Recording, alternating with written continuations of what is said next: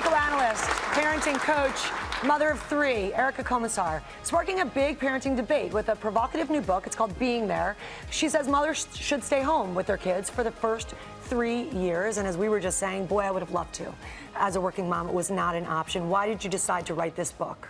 Well, I wrote it because I felt as a society we had devalued mothering and we were really failing our children. And as a parent guidance expert, I was seeing an increasing number of really epidemic level of children with emotional problems, such as ADHD, increased aggression, behavioral problems, and social disorders. And I was linking them in my practice to the absence of mothers. But for me, I'm sitting here thinking, oh, great, it doesn't warm our hearts because some of us have to work. So what do you say to moms who don't have that luxury of being there for the first 3 years? So the book really isn't, the title's a little deceiving in that the book really isn't about working versus non-working. It's about prioritizing. So that word was chosen very carefully. Prioritizing your children in the first 3 years, whether you're a working mom or a non-working mom. So just really being there, being present, putting that phone down.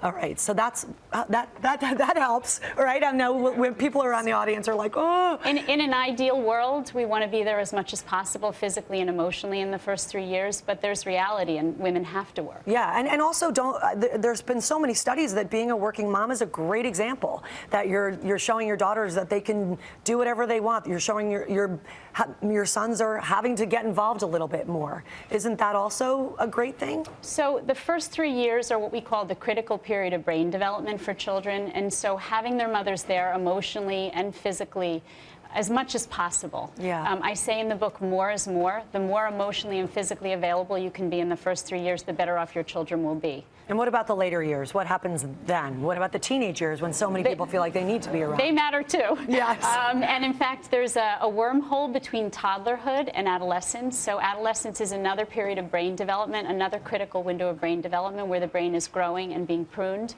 So it's never too late to be present. That's great. I love that. Never too late. And we have some audience members, a lot of people talking about your book. Yeah. I'm going to turn right over here. I understand you have a question. Yes, ma'am. Tell me, where does dads fit into all of this, and can dad step in for mom? Good question. Good question. So I love dads. Dads are critical, but they're not exactly the same as moms. So studies have shown, research has really shown that moms and dads, when they nurture as primary caregivers, they both produce something called oxytocin, which is a brain hormone, a love hormone, if you will.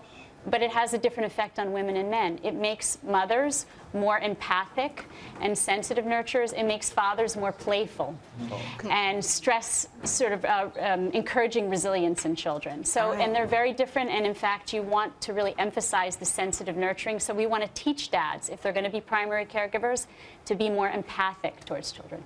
Great answer. Yeah. Thank you so much. Being There is the name of the book. It really is terrific. Thank you very much.